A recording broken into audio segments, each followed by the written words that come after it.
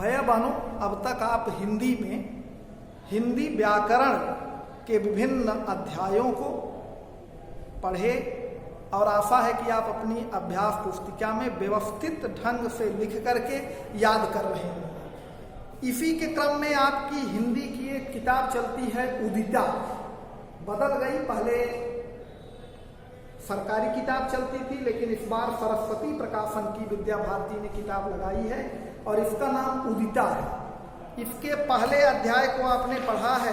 पहला अध्याय था ईश वंदना और आज हम दूसरे अध्याय के बारे में पढ़ेंगे।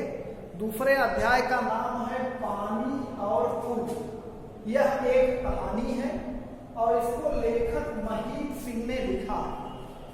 तो सर्वप्रथम हम थोड़ा सा महीप सिंह के बारे में जान लें, उसके बाद इस कहानी के सारांश को आपको बताएंगे। महीप सिंह का जन्म उत्तर प्रदेश के उन्नाव जिले में एक गांव में 15 अगस्त 1930 ईस्वी को हुआ था।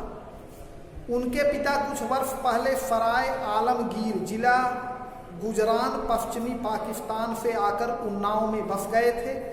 उन्होंने डीएवी कॉलेज कानपुर से एमए तथा आगरा विश्वविद्यालय से पीएचडी की थी और इन्होंने बहुत सारी कहानियां, संस्मरण, रिपोर्टाज लिखा।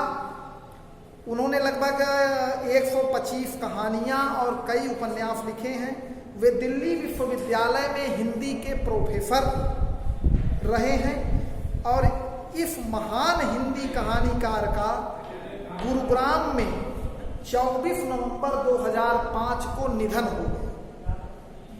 इन्हीं के क्रम में इन्होंने आपके सिलेबस में पानी और पुल अध्याय दिया गया है। यह एक कहानी है और यह कहानी भैया बहनों भारत और पाकिस्तान के विभाजन के समय का है। हमारे देश में बहुत दिनों तक मुगलों, अंग्रेजों आदि लोगों का शासन रहा। अंत में अंग्रेजों के द्वारा हम भारत में स्वतंत्रता तो पाए, लेकिन अंग्रेज जाते जाते हमारे साथ छल कर गए और एक अभिशाप के रूप में हमारा पड़ोसी देश पाकिस्तान बना करके चले गए। पाकिस्तान की गतिविधियां आप देखते ही रहते हैं। स्वतंत्रता के समय भारत और पाकिस्तान का विभाजन हुआ था और उस विभाजन के समय बहुत सारे लोग पाकिस्तान से भारत में और भारत से पाकिस्तान की तरफ पलायन किए थे और उस पलायन के समय महान मानव विभीषिका हुई, जिसमें लाखों लोग मारे गए, कई गांव उजड़ गए, कई लोग भूखे प्यासे पैदल पाकिस्तान से भारत आने के लिए मजबूर हो गए। उसी का दृश्य और उसी का वर्णन इस अध्याय में लेखक ने किया है। लेकिन यह समय वो नहीं है। बाद के समय में लेखक पाकिस्तान से उत्तर प्रदेश अर्थात भारत आ रहा था और रास्ते में उसे उस स्थान के बारे में पता चला जहां आज से कई 14 वर्ष पहले सराई नामक स्टेशन पर दंगा फसाद हो गया था। बहुत सारे लोग उसमें मारे गए थे। कई लोगों के पिता, भाई, पुत्र, पत्नी उजड़ गए, मृत्यु के घाट उतार दिए गए। उस विभीषिका को याद करके आज भी लेखक के मन में डर बना हुआ है कि हम उधर आज यात्रा कर रहे हैं, हो सकता है ऐसी घटना घट जाए। लेकिन ऐसी घटना नहीं घटी। जो भारत और पाकिस्तान का विभाजन था वो एक राजनीतिक गंदी सोच का परिणाम था।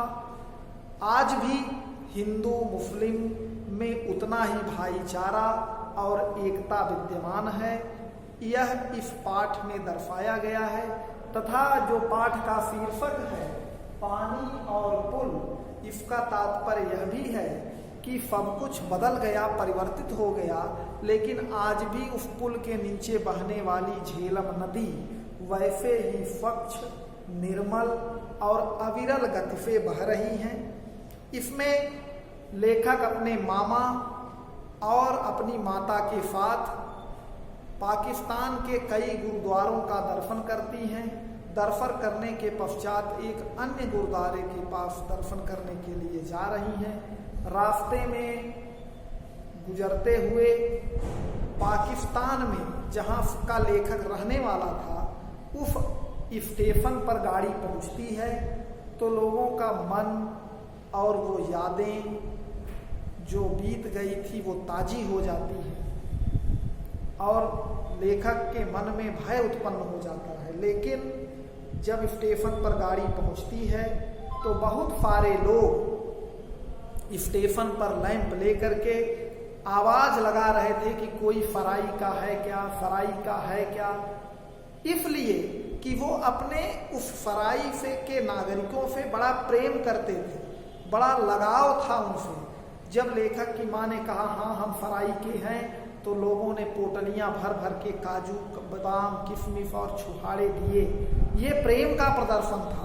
कहने का तात्पर्य यह है कि विभाजन से पूर्व हिंदू मुस्लिम भाईचारे की भावना से एक दूसरे के सुख दुख के साथी थे, किंतु विभाजन के समय दिलों में दूरियां दिखने लगी। किसी के लिए भी अपना गांव, अपनी भूमि और अपने लोगों का मोह नहीं टूटा। जीवन मूल्य इस पाठ का यही है कि जाति धर्म के आधार पर किसी को नहीं बांटा जा सकता।